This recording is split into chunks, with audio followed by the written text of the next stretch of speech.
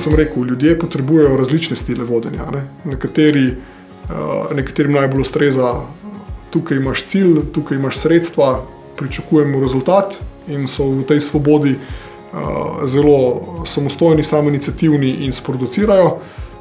Z nekaterimi je treba veliko komunicirati, jih veliko usmerjati, nekateri rabijo pa samo jasno komando, to do jutri v tej obliki in so zadeve v bistvu potem narejene. Z velikim spoštovanjem, z velikim občudovanjem gledam na vse, kaj je bilo pred mano že narejeno in poskušam od tam graditi naprej.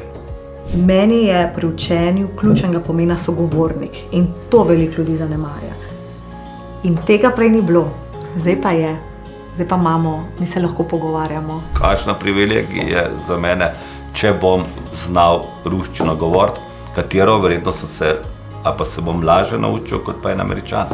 Razumeti industrijo, interne procese v industriji in to predstaviti v objekt, ki ga zgradiš, je že malo umetnost. Takrat se sploh lahko zgodi učenje, ko ti nekaj daš od sebe, če se pa bojiš narediti napako, se ne more zgoditi učenje. Ko ste me vprašali prej, kako vodim podjetje, zaupanje in spoštovanje, to je tudi glavno vodilo, ko hodiš po drugem svetu. In da dejansko to, kar naredimo, da se tukaj beseda sliši.